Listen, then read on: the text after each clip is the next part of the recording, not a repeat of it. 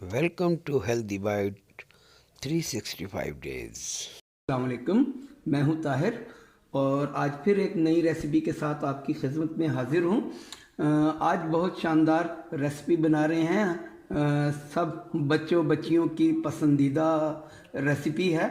आज हम बना रहे हैं जिंगर बोटी रोल पराठा, जिसके लिए हमने ये 750 ग्राम चिकन ले लिया है। ऐसे लंबे लंबे स्ट्रिप इसके काट लिए हैं और इसमें अब जो जो चीज़ें जाएंगी आप वो नोट फरमा लें।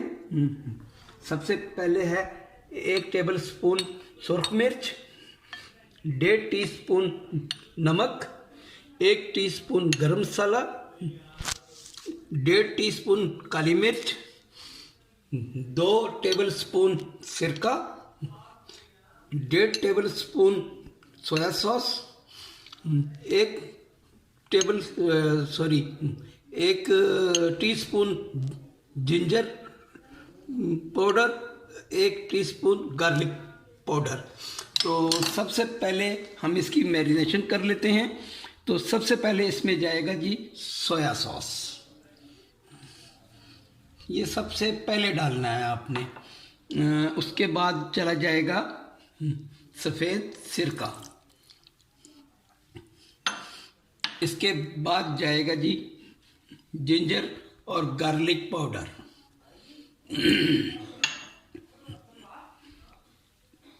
काली मिर्च, गरम मसाला पाउडर, नमक और सुरख मिर्च। अब इसे हम अच्छे से मिक्स कर लेंगे और 1 से 2 घंटे के लिए मैरिनेशन के लिए रख देंगे। लेकिन अगर आपके पास टाइम नहीं है तो आप 1 घंटा कम से कम ज़रूर रखें। ले जी, अच्छे से ये हमने मिक्स कर दिया है।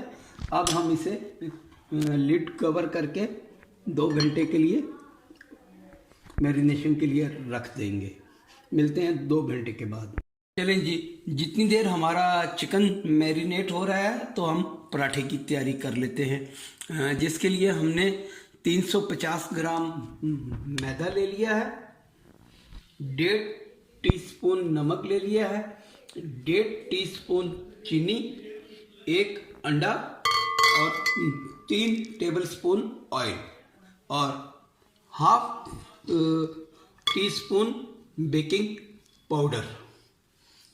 तो सबसे पहले हम मैदे को छान लेते हैं।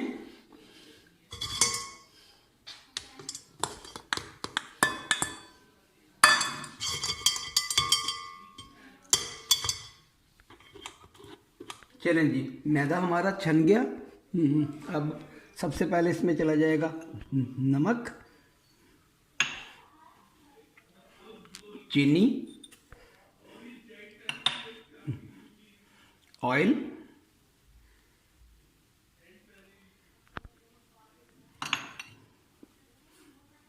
Baking powder.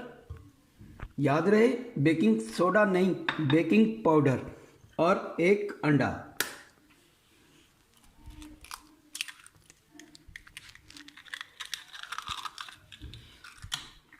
चलें जी, बिस्मिल्लाहिर्रहमानिर्रहीम। चलें जी, अब आपने आधा गिलास गुनगुना पानी लेना है, नीम गर्म पानी, और थोड़ा थोड़ा डालना है। तैयार हो गई है डो कहने या आटा इसका गूंद के तैयार हो गया है। और ये देखें कैसा सॉफ्ट मज़ेदार।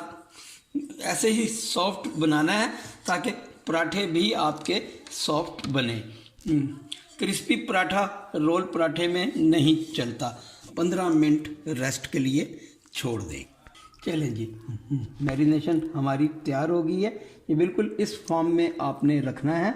इसको बहुत ज़्यादा आपने मसाला नहीं लगाना, क्योंकि ये इजी वाला है, ताकि मेरी सब बहनें बेटियां जो नहीं पकाने वाली हैं वो भी बना लें। मैं आपको इंशाल्लाह जो आप बाज़ार में खाते हैं उसकी रेसिपी भी मैं आपको दूंगा। पहले आप इजी सीख लें, फिर आस्ता आस्ता आगे मैं आपको लेकर जाऊंगा।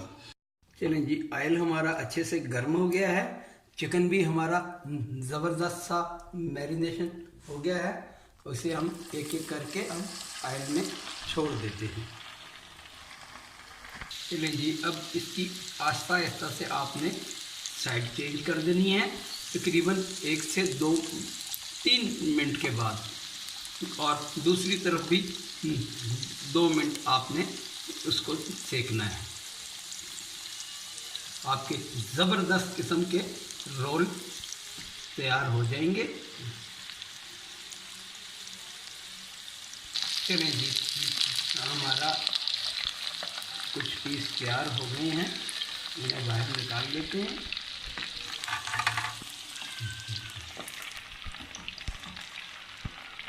इसे आपने बिल्कुल मीडियम हीट पे पकाना है। पहले ऑयल को अच्छे तरीके से गर्म कर लेना है, उसके बाद मीडियम हीट पे पकाना है आपने, ठीक है। इसको बहुत ज़्यादा आपने नहीं करना तेज़ आंच पे, वरना अंदर से कच्चा रह जाएगा। चलें जी, पीस हमारे तकरीबन सब फ्राई हो चुके हैं। अब हम आपको पराठा बना के इसकी असम्बलिंग दिखाते हैं। ले जी, डो भी हमारी राइस हो चुकी है। चलें जी, अब हम अपने पराठे को थोड़ा सा बेल लेते हैं। देखें कितनी सॉफ्ट डो है, हाथों से ही पराठा बेला जा रहा है। बिल्कुल ऐसी ही बनानी है आपने, इसमें कोई रद्द बदल ना कीजिएगा, वरना लोग कहते हैं जी हमारी रेसिपी अच्छी नहीं बनी, हमने जैसे आपने बनाई थी वैसी नहीं बनी। 100 तरह के सवालात होते हैं, तो क्यों ना आप जैसे जैसे मैं कर रहा हूँ आप मुझे फॉलो करें। बस मैं आपको बिल्कुल आसान रेसिपीज़ दे रहा हूँ। अभी दूसरी तरफ मैं आया ही नहीं हूँ। इंशाल्लाह पहले आपको ये इजी रेसिपी सिखाऊंगा, उसके बाद आपको मैं मुश्किल की तरफ लेकर आऊँगा।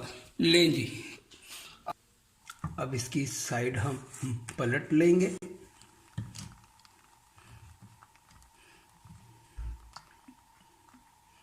सिर्फ 2 बूंद ऑयल, ज़्यादा नहीं लगाना है आपने, ठीक है। ये देखें पराठा हमारा कैसा सॉफ्ट और फूलने शुरू हो गया है।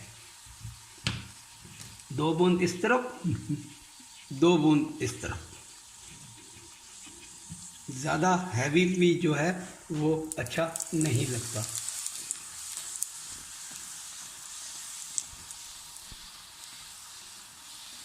चलें जी, पराठा हमारा रेडी हो गया है। अब हम इसमें 2 बूंद ऑयल डालेंगे और इसको ऐसे घुमा लेंगे। एक अंडा,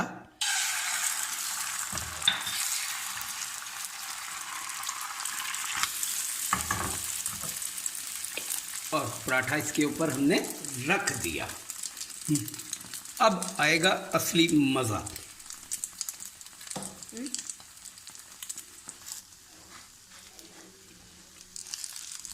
लें जी, अंडा भी हमारा अच्छे से सिक गया है। चलें जी, अब इस पे हम अपना सॉस लगा देंगे। इस सॉस की मैं रेसिपी पहले आपको दे चुका हूँ।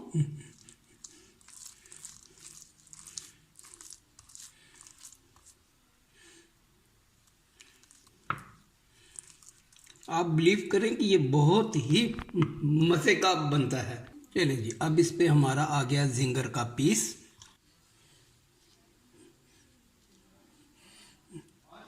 अब हम इसे फोल्ड कर देंगे।